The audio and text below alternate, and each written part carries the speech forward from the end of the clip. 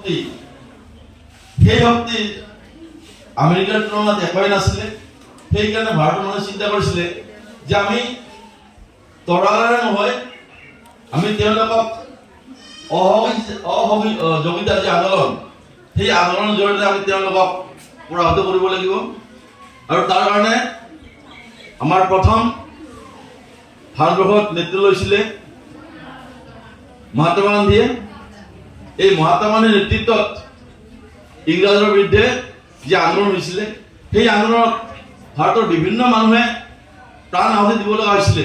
সেই কাহিনীবিলাক নিশ্চয় আমাৰ সমাজ বিজ্ঞান শিক্ষক আছে, তেওঁলোকে ভালকৈ মনত আছে, কাৰণ সেই বস্তুবিলাকৰ তাৰিখ বা মানুহবিলাকৰ বিষয়ে মই সিমান অৱগত নহয় যদিও বিশেষকৈ আমি জানো অসমৰ পৰাও ঠিক তেনেকুৱা আমাৰ মৰিৰাম দেৱান, পিয়লি ফুকন, ভগত সিং আদিৰ দৰে বিভিন্ন মানুহে তেতিয়া সেই যুদ্ধত তেওঁলোকে প্ৰাণ আহুতি দিছিলে, ফাঁচি হৈছিলে।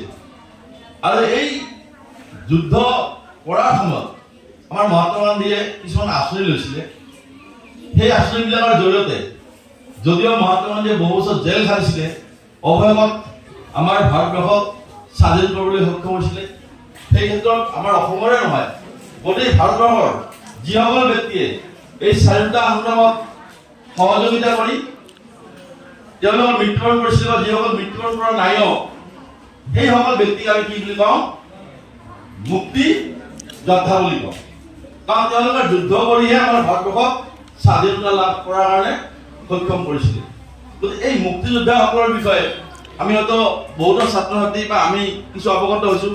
আমাৰ সমাজ বিজ্ঞানত সেই বিষয়ে আছে যে কোনসকল মানুহে আমাৰ কি কি আন্দোলন হৈছিলে।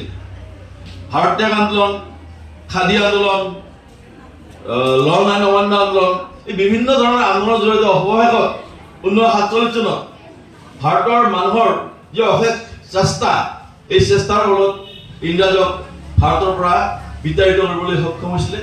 আৰু তেতিয়াৰ পৰা আমাৰ ভাৰতবৰ্ষ স্বাধীন হয় যদিও আমাৰ নিজা সংবিধান নাছিলে।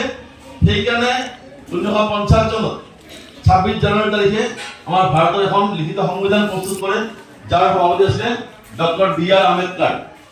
এই বি.আৰ. আম্বেদকাৰ সভাপতিত্বত 1950 চনত আমাৰ ভাৰতবৰ্ষ এখন লিখিত সংবিধান প্ৰস্তুত কৰে। আৰু তেতিয়াৰ পৰা ভাৰত এখন সাৰ্বভৌম গণতান্ত্ৰিক গণৰাজ্য হিচাপে পৰিচিত হয়।